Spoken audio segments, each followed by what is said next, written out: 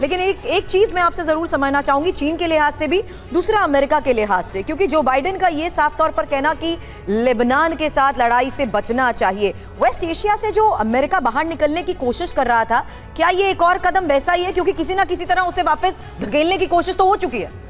देखिए, लेबनान में खतरा ये है कि क्या 3 खतरे हैं। पहला, क्या सिर्फ हिजबुल्लाह तक लड़ाई सीमित रहेगी तो इजराइल संभाल सकता है और पूरी दुनिया संभाल सकती है। क्या लेबनान का स्टेट आएगा तो भी इजराइल संभाल सकता है। पर अगर इजराइल और ईरान एक दूसरे के सामने आते तो अमेरिका को, देखिए ये जो बाइडेन का इलेक्शन ईयर है, इलेक्शन ईयर है ये जो बाइडेन के लिए। जो बाइडेन को एक नई मुसीबत नहीं चाहिए इस वक्त, पर देखना ये होगा कि क्या वॉर में ऐसा होता है कि everything is simple in war but the simplest thing is difficult. तो कई बार अनइंटेंडेड कंसिक्वेंसेज होते हैं कि भाई आपने कुछ किया, उसका रिएक्शन कहीं और से आ जाता है जो आप सोच भी नहीं सकते। तो मेरे को ऐसा लगता है कि हाँ, अमेरिका नहीं चाहता कि लड़ाई बढ़े। नाज सर, थोड़ा आपको रोकना चाहूं क्योंकि एक और बहुत बड़ी खबर आ रही है। अमेरिका की नसीहत के पीछे एक और बहुत बड़ी वजह है कि इंफॉर्मेशन आ रही है अमेरिका के खिलाफ ईरान का बड़ा प्लान आया है। कई देशों को लामबंद कर रहा है ईरान और अमेरिका में वॉर की आशंका बढ़ गई। ये बहुत बड़ी खबर है जो कि इस वक्त निकलकर सामने आ रही है। नाज सर, क्या वाकई में हालात बनते नजर आ रहे हैं? देखिए, अभी तक मुझे लगता नहीं कि ईरान चाहेगा एक डायरेक्ट फाइट, क्योंकि ईरान को जो खामियाजा भुगतना पड़ेगा वो कम नहीं होगा। ठीक है, पर ये मिसकैलकुलेशन, गलतियां, अगर मिसकैलकुलेशन होती है तो वॉर किसी के भी हाथ से छूट सकता है, किसी के हाथ से छूट सकता है। और सर, इसी पर कुछ और इंफॉर्मेशन है। अमेरिका वर्सेस ईरान महाविनाशक प्लान क्या है, इस पर आपको क्विक इंफॉर्मेशन आपके साथ शेयर कर देते हैं। अमेरिका के खिलाफ अरब देशों को लामबंद कर रहा है ईरान। जो खबर आ रही है, अमेरिकी बेस पर हमले के लिए ईरान ने 3 देशों को उकसाया।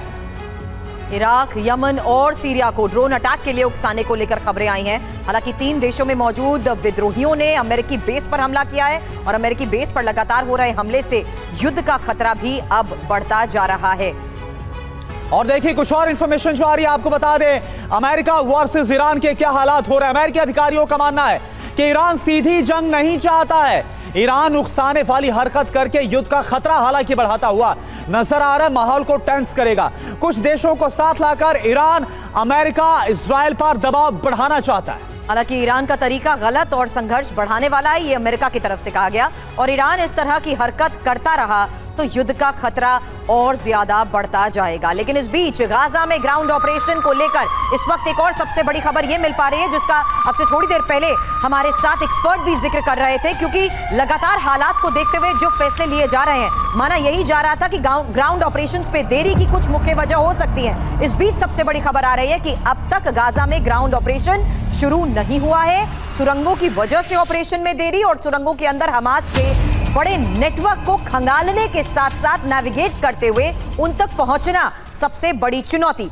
सुरंगों के रास्ते हथियार, रसद की सप्लाई को लेकर भी खबरें मिली हैं। हालांकि पूरे गाजा में हमास की जिस तरीके से सुरंगें फैली हुई हैं, इजराइल ने अपनी उन तमाम एलीट फोर्सेस को उतारा है जो एडवांस लेवल नेविगेशन में माहिर हैं और वो इन सुरंगों तक पहुंचने की कोशिश कर रही हैं। सुरंगों में घुसने के लिए कई एक्सेस पॉइंट भी हैं और इसमें शामिल होने के लिए गाजा के अंदर अलग अलग बिंदुओं पर पहुंचना एक बड़ी चुनौती बनी हुई है। हालांकि ज्यादातर सुरंगों की एंट्री हॉस्पिटल, स्कूल या मस्जिदों में है और जानबूझकर ऐसी जगहों को चुना गया है जहां पर दुश्मन हमला ना कर सके या हमला करने से पहले 1000 बार सोचे भी, क्योंकि हमला करते ही मानवाधिकार का मामला भी बन जाएगा।